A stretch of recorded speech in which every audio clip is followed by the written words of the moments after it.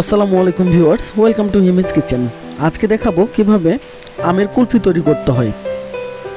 এটাকে অনেকে staff mango কুলফিও বলে থাকে।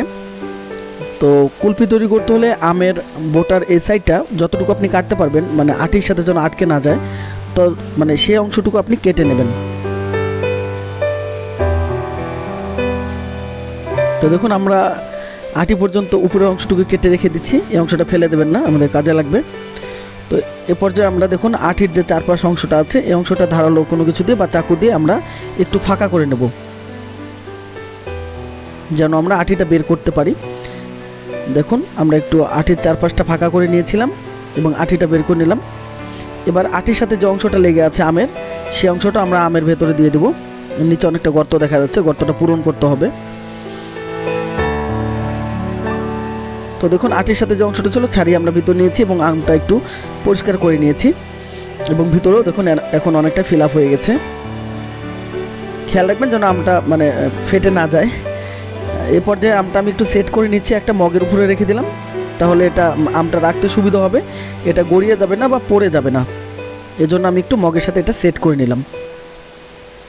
এখন আমি চলে এসেছি চুলায়। এখানে আমি দেখুন হাফ লিটার পরিমাণ দুধ নিয়েছি।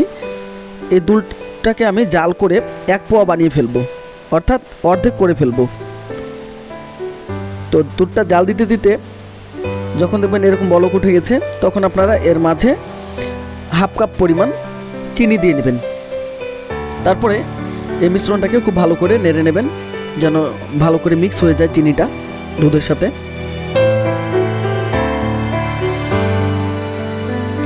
এবারে দেখুন, আমি এখানে 2টো এলাচ দিয়ে দিলাম। অবশ্যই এলাচটা আমি পরে উঠিয়ে ফেলবো, চাইলে আপনি এলাচের গুঁড়াও দিতে পারেন।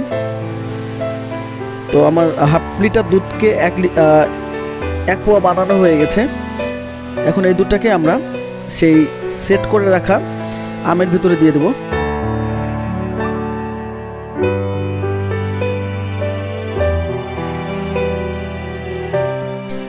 এখন আমি সেই কেটে রাখা আমের উপরের অংশটা, সেটা দিয়ে এটা আমি মুখটা বন্ধ করে দেব।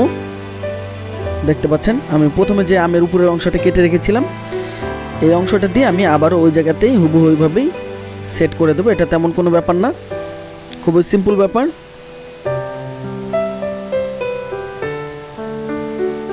হয়ে গেল সেট করা।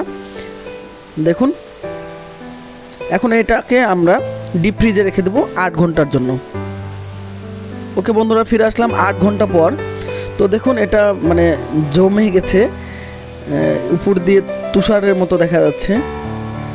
এখন এই অংশটা আমরা একটু এখান থেকে এটা খুলে নেব, খুলে এটাকে পরিষ্কার করে নেব। তো পরিষ্কার করে আপনাদেরকে দেখানোর চেষ্টা করছি। দেখুন, এটা পরিষ্কার করে উপরের ছালটা, আমের যে ছালটা যেভাবে ছিলে নেয়, আপনি চাইলে বটি বা চাকু বা কোনো কিছু দিয়ে আপনি এটা আমটা ছিলে নেবেন।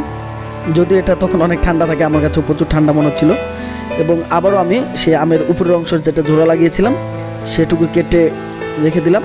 এখন বাকি যে অংশটা থাকলো, এটাকে আমি চাকা চাকা করে কেটে নিয়েছি। দেখুন, স্লাইস করে নিয়েছি এবং স্লাইস করার পরে এটাকে দেখুন দেখতে কতটা সুন্দর লাগছে। মাঝখানে যে মিশ্রণটা দিয়েছিলাম আমরা, সেটার কারণে এটার লুকটা অসাধারণ হয়েছে এবং দেখতে কিন্তু খুবই ইয়াম্মি মনে হচ্ছে। আর শুধু এটা দেখতে ইয়াম্মি নয়, আমি আপনাদেরকে একটু ভেঙে দেখানোর চেষ্টা করছি। দেখুন, এটা দেখতে আসলেই খুবই ইয়াম্মি হচ্ছে এবং মনে হচ্ছে যে ডেলিশাস হবে, খেতে খুবই সুস্বাদু হবে। আর দেখতে আসলে এটা যতটা সুস্বাদু মনে হচ্ছে, খেতে কিন্তু আসলে তার চেয়ে অনেক বেশি সুস্বাদু। আপনারা একবার হলেও ট্রাই করবেন। তো আজকে আমাদের এই রেসিপিটা কেমন হলো জানাবেন, অবশ্যই লাইক, কমেন্ট এবং সাবস্ক্রাইব করবেন। এতক্ষণ ধরে ভিডিওটি দেখার জন্য সবাইকে ধন্যবাদ।